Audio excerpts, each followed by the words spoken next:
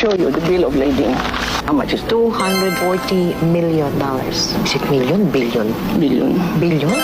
240 billion? Mrs. Marcos, if we go by all of these, you are rich beyond compare. No, this will save the world. The world. The world. This is the reason why I want to survive. And it's not for me anymore. Oh, Mrs. Marcos, are you saying you're open to giving an amount of this one to the country, to the Filipinos? Not only the Philippines, but the world. Not only the Philippines, but the world. Beautiful people of the Philippines, your country is being robbed by corrupt politicians.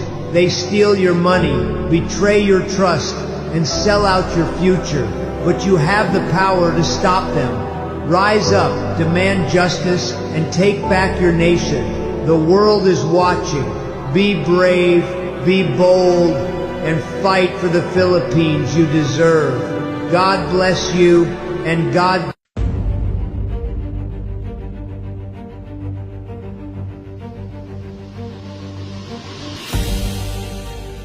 Sa mga matitinding hamon na binabato at hinaharang ng ating mundo ngayon, nasa likod ninyo ang pamahalaan.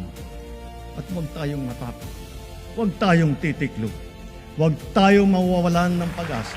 Dahil ang Pilipino ay likas na matapang, magaling, masipag, matibay at mabuti.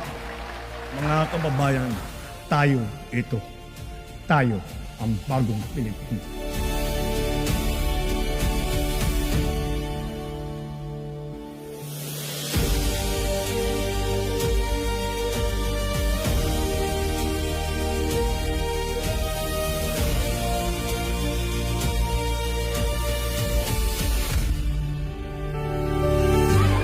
Inspirasyon sa amin yan, lalong-lalo na doon sa mga taga-bundok at mga taga-bukid dito sa Zamboanga del Norte. Kasi hindi lahat ay binibigyan ng pagkakataon, lalo na kung gaano kalayo. May mga guro dito na 5 oras ang biyahe, may mga estudyante din. With the Starlink, nagkakaroon sila ng connectivity. Kumbaga nakikita nila, na-expose nila na there's a bigger world.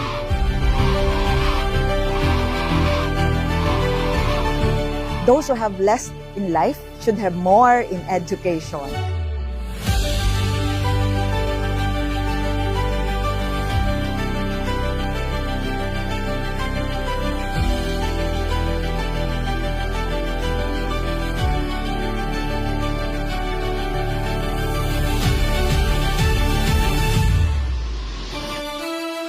Kailangan talaga natin hanapan ng solusyon nito at hindi na maaari na basta't pababayaan natin na every year na lang ganitong nangyayari sa ating mga kababayan na binabaha